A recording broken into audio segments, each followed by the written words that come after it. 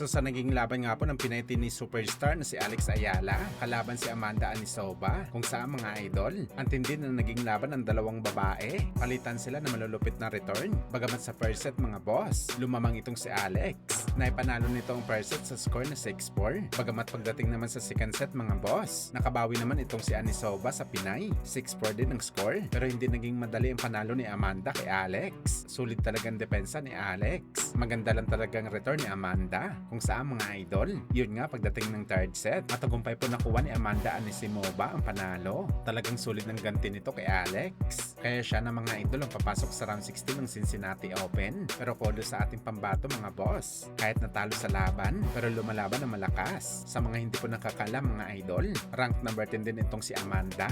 Pero nahirapan ito na manalo kay Alex. Kaya patuloy pa rin natin suportahan ang mga laban ni Alex mga boss.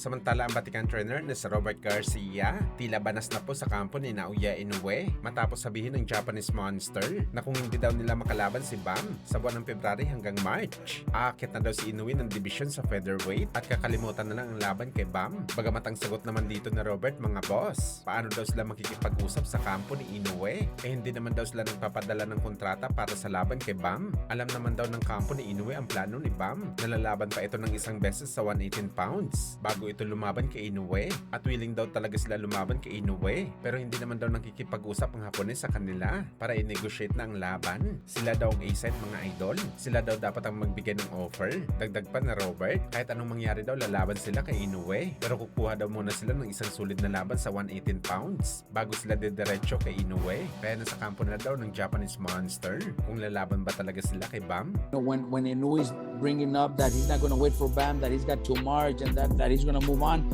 I said it publicly and I said, well, at least let us know, at least bring it up to us. We're interested in the fight, but bring it up to us.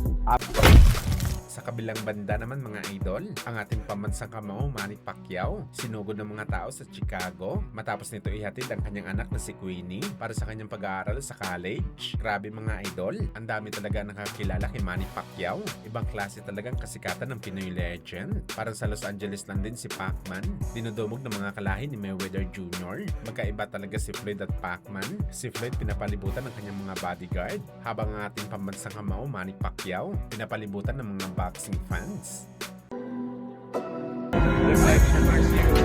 Yeah.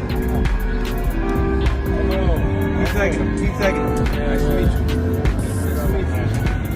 Where's Manny Pacquiao? Tyler. Manny Pacquiao.